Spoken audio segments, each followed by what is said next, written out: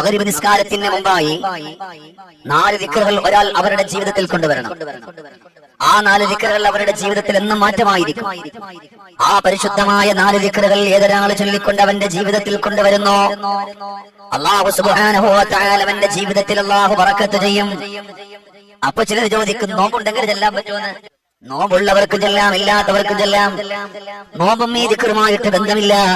ഈ 4 ദിക്റുകൾ കാരണം എന്താണ് ഇങ്ങനെ പറയുന്നത് എന്നറിയുമോ? ചില ഉമ്മമാര് സഹോദരിമാര് മനസ്സുകൊണ്ട് ചിന്തിക്കും, അല്ലാഹുവേ ഇന്ന് നോമ്പെടുക്കാൻ കഴിഞ്ഞിട്ടില്ല, ഇന്ന് നോമ്പ് നോക്കാൻ പറ്റാത്ത ഒരു സമയമാണ്, എന്നാൽ ഈ ദിക്ർ ഞങ്ങൾക്ക് ചൊല്ലാൻ പറ്റുമോ? എന്റെ പെങ്ങളെ, നിങ്ങൾ എന്തിനാണ് പേടിക്കുന്നത്? അല്ലാഹു സുബ്ഹാനഹു വ തആലയുടെ പടപ്പുകളായ നിങ്ങൾക്കൊരു കുറവും അല്ലാഹു വരുത്തില്ല. വളരെ സന്തോഷവും സമാധാനവുമാണ്. അതുകൊണ്ട് ജീവിതത്തിൽ അല്ലാഹു നമുക്ക് തരുന്ന ആനുകൂല്യങ്ങളെ നമ്മൾ നമ്മുടെ ജീവിതത്തിൽ കൊണ്ടുവന്നുകൊണ്ട് കടന്നു പോകുമോ? സയ്യിദുനാ സിദ്ദീഖുൽ അക്ബർ റളിയല്ലാഹു തആല അൻഹു ഇന്നത്തെ ദിവസം എന്ന് മാത്രമല്ല, എപ്പോഴും ചൊല്ലിക്കൊണ്ടിരിക്കുന്ന പരിശുദ്ധമായ പവിത്രമായ ദിക്റുകളുണ്ട്. ആ ദിക്റുകൾ ജീവിതത്തിൽ ചൊല്ലുകയും അത് പഠിക്കുകയും ചെയ്താൽ, ഒന്നാമത്തേത് ഇലാഹി ലസ്തു ലിൽ ഫിർദൗസി അഗ്ലാ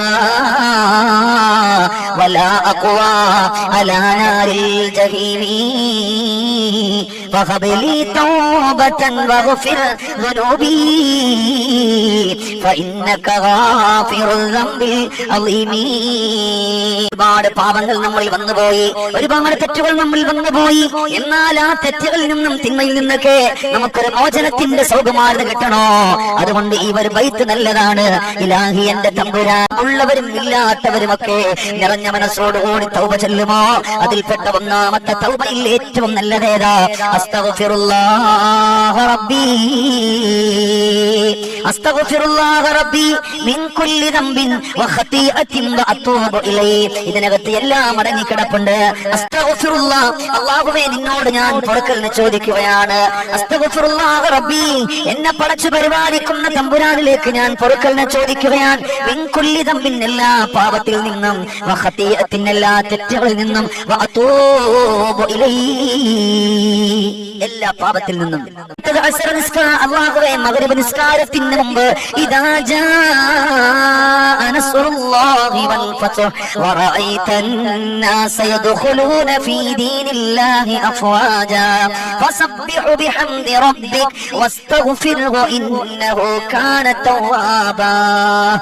അവനോട് നല്ല മനസ്സോടുകൂടി, നല്ല നീയത്തോടുകൂടി നമ്മൾ ചോദിക്കാൻ, അള്ളാഹുവിലേക്ക് നീറുന്ന കരങ്ങളോടെ, മനസ്സ് പൊട്ടുന്നതിനോടെ അള്ളാഹുവിലേക്ക് ഞങ്ങൾ ചോദിക്കുന്ന പടച്ചവനെ, അള്ളാഹുവേ ഞങ്ങൾ ഒരുപാട് സങ്കടത്തിലാണ്.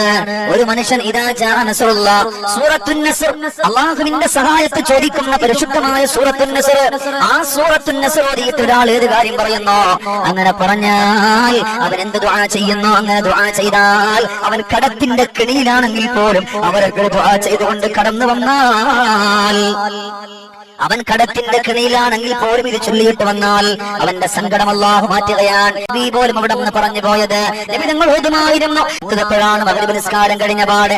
മഗ്‌രിബ് നിസ്കാരം കഴിഞ്ഞ അല്ലാഹു അസ്ർ നിസ്കാരം കഴിഞ്ഞ പാടെ മൂന്നാമതായി ചൊല്ലേണ്ടുന്ന ഏതെന്നറിയുമോ? ലാ ഹൗല വലാ ഖുവത ഇല്ലാ ബില്ലാഹ്, ലാ ഹൗല വലാ ഖുവത ഇല്ലാ ബില്ലാഹ്. വളരെ ജീവിതത്തിൽ ഒരുപാട് മാറ്റം തരുന്ന, ജീവിതത്തിൽ ഒരുപാട് സന്തോഷം തരുന്ന, ജീവിതത്തിൽ ഒരുപാട് നിഅമത്തുകൾ തരുന്ന ഒന്നാണ്. അത് നമ്മൾ ചൊല്ലാൻ വേണ്ടിയിരിക്കണം. ഒരുപാട് തവണ ചെല്ലുന്ന ചിലർ അവിടെ നിന്ന് ചിലരിങ്ങനെ ചിന്തിക്കും, ഉസ്താദ് എത്രയാ ചൊല്ലേണ്ടുന്നത്? ഒരുപാട് ചൊല്ലാൻ ഞാൻ നിങ്ങളോട് പറയുന്നില്ല. നിങ്ങൾ ചൊല്ലേണ്ടത് 73 പ്രാവശ്യമാണ്. അപ്പൊ ഉസ്താദെ സൂറത്തുൻ നസ്ർ 77 പ്രാവശ്യമാണോ? സൂറത്തുൻ നസ്ർ 3 തവണയാണ്.